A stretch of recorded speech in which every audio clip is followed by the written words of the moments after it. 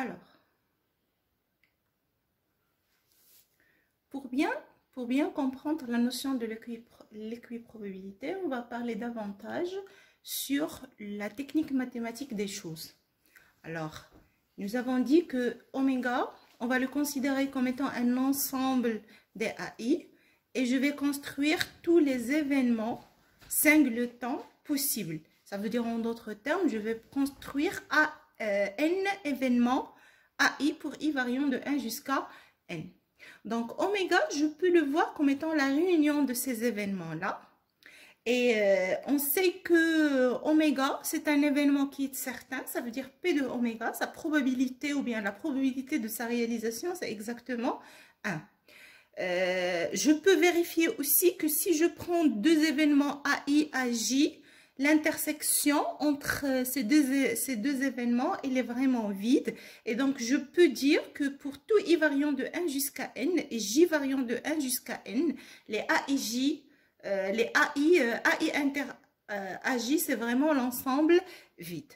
Donc, ceci va nous ramener à utiliser exactement cette proposition, ou bien cette propriété-là, c'est que la P de la réunion, ce n'est que la somme des probabilités, chose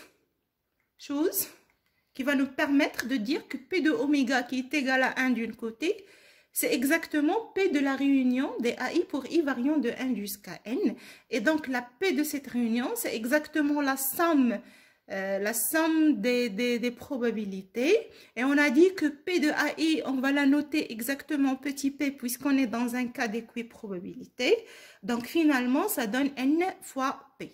Ce qui donne finalement que le 1, P de oméga qui est 1, mais qui est aussi n fois P, implique que P, je peux le calculer facilement comme étant 1 sur n. Et donc, pour chaque événement AI, nous avons P de AI est égal à 1 sur n qui est égal à P. Alors, s'il vous plaît, avec moi, remarquez bien que dans la première situation, bien dans la définition, on avait dit qu'on suppose que tous les éléments AI, tous les événements AI, ils avaient une probabilité de réalisation identique qui est égale à P. Alors là, en utilisant les techniques mathématiques, on vient de démontrer qu'on peut aller même plus loin et savoir c'est exactement ce petit p. Ce petit p, c'en n'est que 1 sur n. Là aussi, c'est bien de rappeler que lorsqu'on a pris l'exemple des étudiants avec le passage au tableau, j'avais dit que sur 500 étudiants, la probabilité pour qu'un étudiant bien précis passe, c'était exactement 1 sur 500. D'accord? Alors,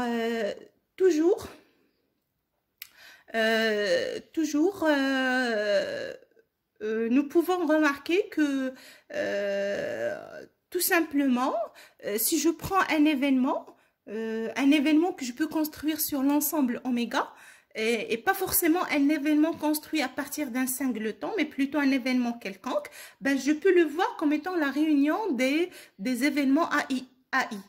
D'accord? Pour I appartient à un certain ensemble J variant de 1 jusqu'à n. Alors, la situation est comme suivant. Alors, je prends oméga.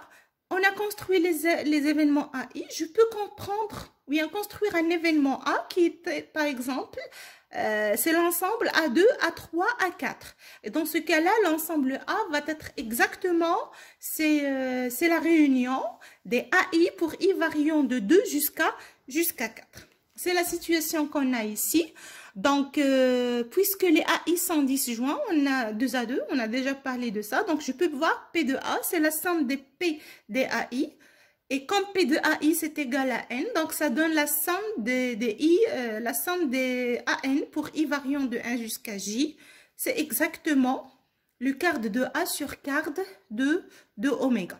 Alors, ceci veut dire que lorsqu'on veut parler, ou bien lorsqu'on est dans le cas de l'équiprobabilité, si je construis un événement quelconque dans P de oméga, sa probabilité, c'est tout simplement le quart de A sur le quart de oméga. Ça veut dire quoi? Ça veut dire la probabilité pour la réalisation de l'événement A Ça se calcule en faisant une transition vers le langage ensembliste et en disant que c'est le cardinal de l'ensemble A sur le cardinal de l'ensemble oméga. Vous allez trouver dans les sources bibliographiques que P de A, ça veut dire cette formule quart de A sur quart de oméga, je peux la lire autrement comme étant le nombre de cas favorables pour la réalisation de l'événement A sur le nombre de cas possibles d'une façon générale. Alors, on prend un exemple... soi-disant un exemple concret, soit le jet d'un dé non truqué, bien évidemment, ça veut dire sur tous les 6 faces, je trouve des valeurs qui sont différentes. On s'intéresse à calculer la probabilité d'avoir l'événement, on obtient un chiffre supérieur ou égal à 5. Donc là, pour faire l'exemple normalement, comme ce qu'on a déjà fait dans le cours, il faut aller étape par étape. Nous avons l'expérience aléatoire, c'est le jet d'un dé non truqué. Nous avons l'espace fondamental, c'est l'ensemble oméga qui va varier de 1 jusqu'à 6.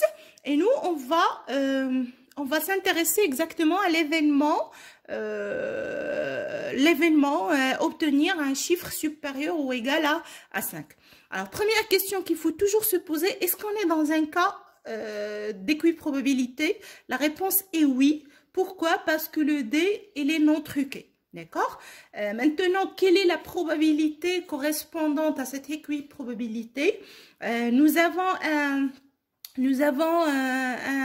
un oméga avec un cardinal de 6 et donc ça va être 1 sur 6. Maintenant, l'événement obtenir un chiffre supérieur ou égal à 5, ça laisse la possibilité d'avoir 5 ou bien d'avoir 6. Donc, la probabilité de la réalisation de cet événement, c'est tout simplement 2 sur 6. Alors maintenant, on lance 2 dés non truqués. Chercher la probabilité de l'événement, on obtient au moins un chiffre qui est impair. Je vous laisse le soin de faire cet exercice et on verra dans la partie TD.